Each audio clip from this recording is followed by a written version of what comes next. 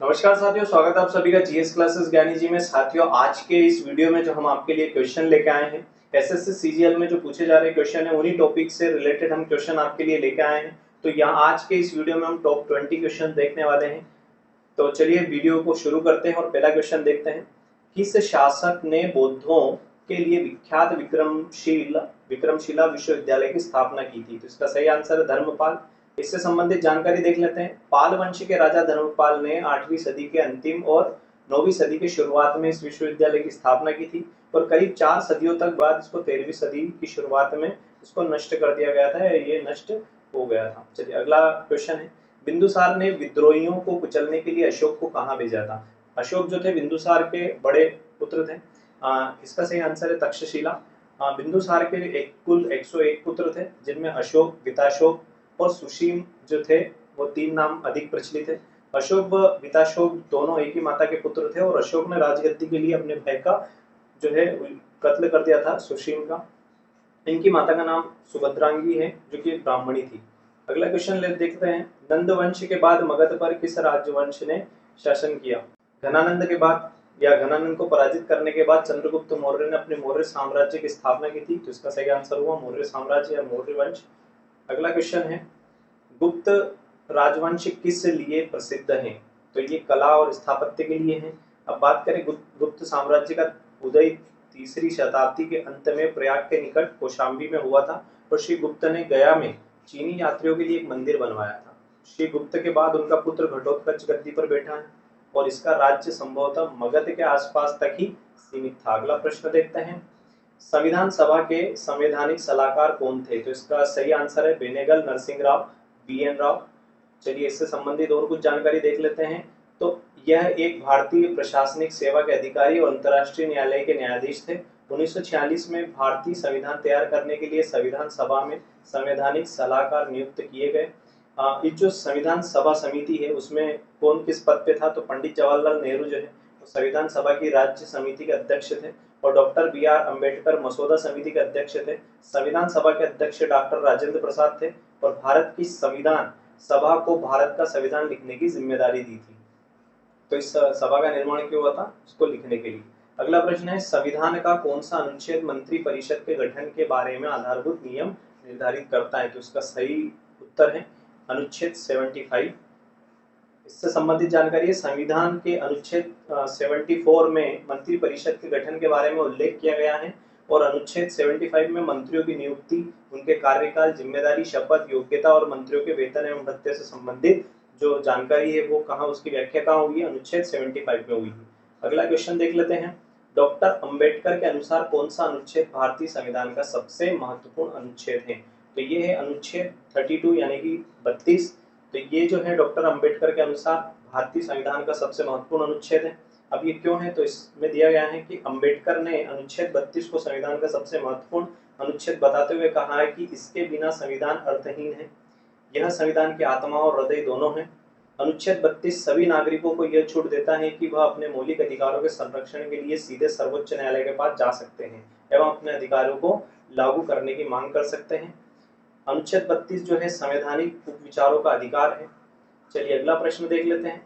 किस याचिका का शाब्दिक अर्थ होता है हम आदेश देते हैं? तो ये है इसका सही आंसर परमादेश। अब बात करें याचिका की यानी कि रीट की, तो रीट जो है उच्चतम और उच्च न्यायालय को प्राप्त एक प्रकार का विशेषाधिकार है जो कि उच्चतम और उच्च न्यायालय को मौलिक अधिकार के हनन को रोकने एवं उसका प्रवर्तन कराने की शक्ति देता है। उच्च न्यायालय और उच्चतम न्यायालय और उच्च न्यायालय 5 प्रकार के रीट जारी करते हैं। अब वो कौन कौन से हैं? पहला है बंदी प्रत्याक्षीकरण। ये क्या है? प्रस्तुत किया जाए या सामने लाया जाए। अगला है परमादेश, जो कि अभी हमने क्वेश्चन में देखा है। हम आदेश देते हैं, इसका अर्थ है प्रतिषेध का मतलब होता है रोकना।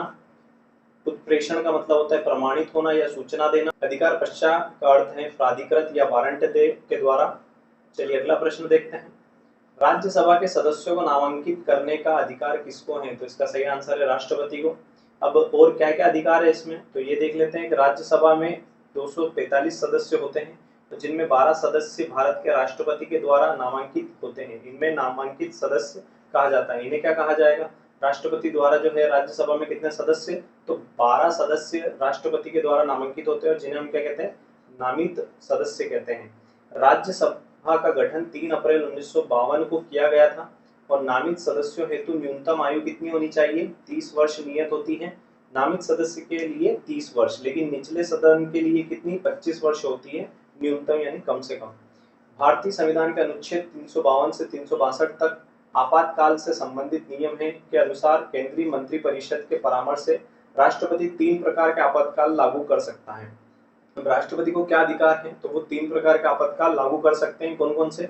युद्ध या बाहरी आक्रमण या सशस्त्र विद्रोह के कारण लगाया गया आपात, राज्यों के संवैधानिक तंत्र के विफल होने कारण लगाया गया आपात और वित्तीय आपात। तो ये 3 आपात राष्ट्रपति द्वारा लगाए जा सकते हैं। अगला प्रश्न हमारे सामने, भारत के किस राज्य में महिला मुख्यमंत्री कभी नहीं बनी? ठीक है, इसको थोड़ा करेक्ट कर लेंगे अपन। इसका सही आंसर है महाराष्ट्र। अब महाराष्ट्र के जो वर्तमान मुख्यमंत्री वो कौन है? उद्धव ठाकरे हैं। और जो प्रथम मुख्यमंत्री है महाराष्ट्र के, देखिए बॉम्बे और महाराष्ट्र दोनों में अंतर है। बॉम्बे में गुजरात राज्य जो है वो पहले शामिल था और गुजरात को अलग करने के बाद बॉम्बे को क्या नाम दे दिया गया? महाराष्ट्र दे दिया गया। तो वहां उस समय मुख्यमंत्री कौन थे प्रथम? तो यशवंतराव चौहान। चलिए इसमें देखते हैं, सुचेता कृपालनी जो है वो प्रथम महिला मुख्यमंत्री है जो कि उत्तर प्रदेश की मुख्यमंत्री बनी थी 1962 से। इनका कार्यकाल था 1967 तक। अगला क्वेश्चन देखते हैं, किस राज्य की विधानसभा में 2 महिलाओं की नियुक्ति राज्यपाल कर सकते हैं? तो इसका सही आंसर है जम्मू कश्मीर। अगला प्रश्न इसकी डिटेल हम देख लेते हैं। राष्ट्रपति द्वारा राज्यपाल की नियुक्ति अनुच्छेद 155 के तहत दी गई है और इसमें एक व्यक्ति को 2 या अधिक राज्यों के लिए राज्यपाल के रूप में नियुक्त किया जा सकता है। राज्यपाल अपने पद ग्रहण की तारीख से 5 वर्ष की अवधि तक पद धारण करेगा, या फिर इसमें क्या होता है वो 5 वर्ष के बाद या 5 वर्ष की अवधि तक क्या कर सकता है? अपना पद धारण कर सकता है, लेकिन जब तक कोई अन्य राज्यपाल ना आ जाए तब तक वो अपने इस पद धारण को कर या पद को छोड़ करके नहीं जाता। अगला क्वेश्चन हम देख लेते हैं, भारत के संविधान के 8वीं अनुसूची में कितनी भाषाएं हैं? तो इसका सही आंसर है 22। अब ये 22 कौन कौन सी भाषाएं उन पे एक नजर डाल लेते हैं। असमिया, उड़िया, उर्दू, कन्नड़, कश्मीरी, कोंकणी, गुजराती, डोगरी, तमिल, तेलुगु, नेपाली, पंजाबी, बांग्ला, बोडो, मणिपुरी, मराठी, मलयालम, मैथिली, संथाली, संस्कृत, सिंधी और हिंदी। तो ये कुल 22 भाषाएं हैं जो कि संविधान की 8वीं अनुसूची में जोड़ी गई है। चलिए अगला प्रश्न देखते हैं, संरचनात्मक बेरोजगारी का कारण है, तो क्या कारण है? अपर्याप्त उत्पादन क्षमता। अपर्याप्त उत्पादन क्षमता रहती है तो उसे हम कौन सी बेरोजगारी कहते हैं? संरचनात्मक बेरोजगारी। अब बात करें अदर डिटेल की, तो जब किसी राष्ट्र में भौतिक, वित्तीय और मानवीय संरचना कमजोर होने के कारण रोजगारों का अभाव होता है तो वहां बेरोजगारी जो होती है वो संरचनात्मक बेरोजगारी होती है। बेरोजगारी जो है, कुछ बेरोजगारी के प्रकार यहाँ पर है, मौसमी बेरोजगारी, प्रच्छन्न बेरोजगारी जिसको अल्प रोजगार भी कहते हैं हम, संरचनात्मक बेरोजगारी और शैक्षणिक बेरोजगारी। चलिए अगला प्रश्न देखते हैं, भारत में स्वर्ण मुख्यतः कहाँ पाया जाता है? तो इसका सही आंसर है कोलार। अब बात करें अयस्क रूप, अयस्क मतलब कच्चा, कच्चा है ना, कच्चा जो रूप में सोना है वो कहाँ है? तो अयस्क रूप में खदानों में पाया जाने वाला सोना कर्नाटक में कोलार, पुट्टी और ऊटी नामक खदानों में है। इसके अलावा आंध्र प्रदेश और झारखंड की हीराबुद्दीनी और केदरूकोचा खानों में क्या है? ये स्वर्ण पाया जाता है। स्वर्ण का सबसे बड़ा उत्पाद जो है वो चीन है। कौन है? चीन है। अब चीन ने 2019 में 426 टन स्वर्ण का उत्पादन किया है और चीन के बाद ऑस्ट्रेलिया, अमेरिका, रूस, कनाडा आदि देश आते हैं। अब बात करें दुनिया के सबसे बड़े गोल्ड खदान की, तो वो अमेरिका में मौजूद है जिसका नाम क्या है? नेवाड़ा गोल्ड माइन। यहाँ जो सालाना है 115.8 टन सोने का उत्पादन होता है। इस अकेली खदान में इतना उत्पादन होता है स्वर्ण का। अगला क्वेश्चन है, एनटीपीसी एक केंद्रीय लोक क्षेत्र उद्यम है जो किस क्षेत्र से संबंधित है? तो इसका सही आंसर है विद्युत। ये एक प्रकार की विद्युत कंपनी है। इसका फुल फॉर्म जो है वो national thermal power corporation limited, और भारत में सबसे बड़ी विद्युत उत्पादन कंपनी है जिसका जो निर्गमन है या निगमित है ये 7 नवंबर 1995 को निर्मित की गई थी। चलिए अगला प्रश्न देखते हैं, भारत में कॉफी की खेती के लिए सबसे उपयुक्त क्षेत्र कौन सा है? तो इसका सही आंसर है दक्षिण पठार। दक्षिण पठार जो है कॉफी के लिए सबसे उपयुक्त क्षेत्र माना गया है। इससे डिटेल देख लेते हैं। भारत में कॉफी का उत्पादन मुख्य रूप से दक्षिण भारतीय राज्यों के पहाड़ी क्षेत्रों में होता है और कुल 8,200 टन कॉफी का उत्पादन किया जाता है। कर्नाटक राज्य में अधिकतम 53%, केरल में 28% और तमिलनाडु में 11% उत्पादन होता है। तो सबसे ज्यादा उत्पादन कहाँ होता है? दक्षिण भारतीय राज्यों के पहाड़ों पर होता है, जिसको हम दक्षिणी पठार कहते हैं। चलिए अगला प्रश्न देख लेते हैं। भारत के संविधान में बजट को कहा जाता है, तो इसको क्या कहा जाता है? वार्षिक बजट स्टेटमेंट कहते हैं। ठीक है, अब बात करें इसमें और डिटेल की, तो भारतीय संविधान के अनुच्छेद 112 में भारत के केंद्रीय बजट को वार्षिक वित्तीय विवरण यानी कि स्टेटमेंट कहते हैं। प्रत्येक वर्ष फरवरी के पहले कार्य दिवस को भारत के वित्त मंत्री द्वारा संसद में पेश किया जाता है। इस बजट को कौन पेश करता है? तो वित्त मंत्री द्वारा हर फरवरी के पहले कार्य दिवस में पेश किया जाता है। अब बात करें वर्तमान में भारत का वित्त मंत्री कौन है, तो श्रीमती निर्मला सीतारमन है।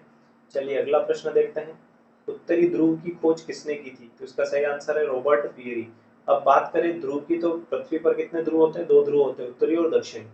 चलिए रॉबर्ट पियर के बारे में थोड़ा सा देख लेते हैं। ये अमेरिकी खोज करता है और अमेरिकी नौसेना के अधिकारी हैं। 1901 में अमेरिकी नागरिक रॉबर्ट पियर और उनका दल जो है विश्व के पहले अन्वेषण थे जो उत्तरी ध्रुव तक पहुंचे थे। और बात करें दक्षिण ध्रुव की खोज किसने की, तो दक्षिण ध्रुव की खोज 102 साल पहले 14 दिसंबर 1911 को नॉर्वे के रोएल्ड एमुंडसन ने दक्षिण ध्रुव पर कदम रखा था। उत्तरी ध्रुव क्या है, तो उत्तरी ध्रुव जहां बर्फ से पूरी तरह ढका हुआ है एक सागर है और ये आर्कटिक सागर के नाम से जाना जाता है। और दक्षिणी ध्रुव जो है वो ठोस धरती है, यानी कि दोनों में डिफरेंस क्या है, तो दक्षिणी ध्रुव जो है ठोस है, लेकिन ये एक प्रकार का सागर है जो बर्फीली सागर है और जो अंटार्कटिका महाद्वीप के नाम से जाना जाता है। अगला प्रश्न है, पृथ्वी के ऊपर मौजूद वायुमंडलीय परतों की संख्या है, तो कितनी है? 5 है इसका सही आंसर। अब 5 कौन कौन सी है? शोभ मंडल, समताप मंडल, मध्य मंडल, अयन मंडल और ब्रह्म मंडल।